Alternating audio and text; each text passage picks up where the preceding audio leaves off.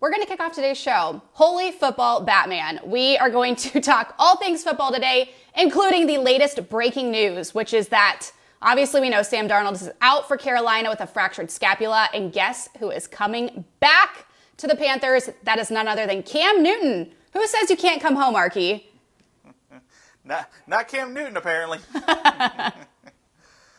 I actually love this. I love this. He was obviously drafted by the Panthers, was with them, and he was drafted, in 2011, was with them through 2019 before heading to New England, where obviously Mac Jones was taking over Cam as QB1 this year. So, Cam, returning to Carolina, your thoughts?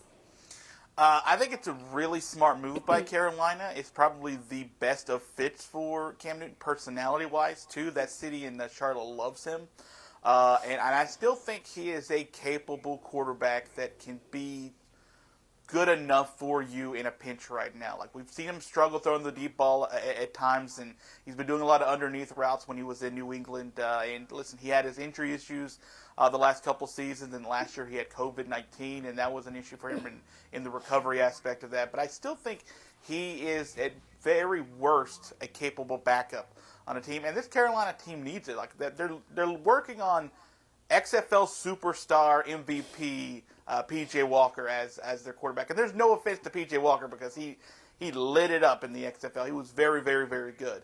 But there's a different gravitas to Cam Newton, and if you listen to what Matt Rule said after the post-game press conference last week when they just got shellacked by the Patriots and Sam Darnold made a couple of unfortunate mistakes, Matt Rule was very, very upset with the quarterback play, and usually you don't get quarterbacks being called out by their head coach, and he was after that game. So I think Matt Rule is not necessarily wanting to make a change, but is wanting an immediate help because he knows that team still technically, with a whole bunch of football left, half the season left, can still do something, and they need some kind of influence like Cam Newton.